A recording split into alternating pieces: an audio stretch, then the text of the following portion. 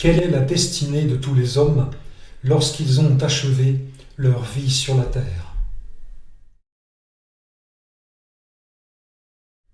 L'être humain, créé en l'image de Dieu comme animal spirituel, est éternel.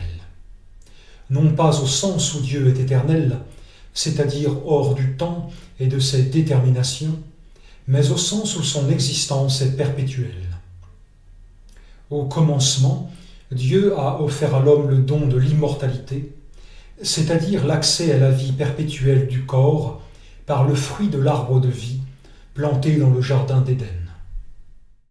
Mais la vie éternelle consiste dans la connaissance de Dieu, et la vie perpétuelle du corps n'en est qu'une expression physique, conditionnée à l'obéissance au commandement de la parole de Dieu.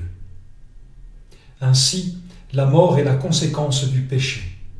D'abord de celui du premier homme, Adam, à la suite duquel les hommes sont devenus mortels, ensuite de ceux de tous les hommes qui sont responsables devant Dieu, et chacun pour sa part, de recevoir la révélation qu'il donne de lui-même et de vivre conformément à la justice.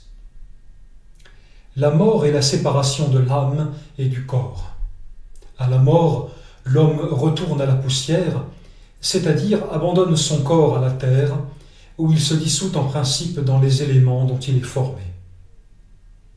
L'âme de l'homme, qui est sa personne même et possède de son esprit, demeure comme principe de vie par la puissance de Dieu, qui a donné le souffle de la vie, en attendant le jugement dernier, qui décidera du destin éternel de chacun.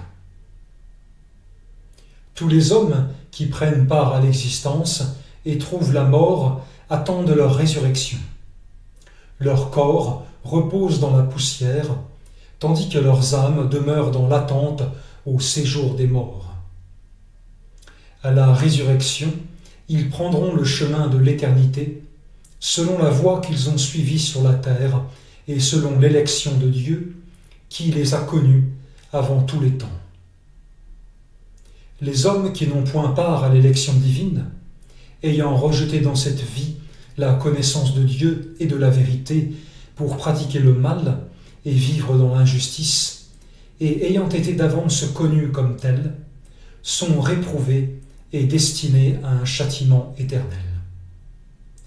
Ils entrent à leur mort dans l'angoisse du jugement qui viendra sur eux lors de la résurrection de tous les morts, afin qu'ils participent au même destin que le diable et ses anges.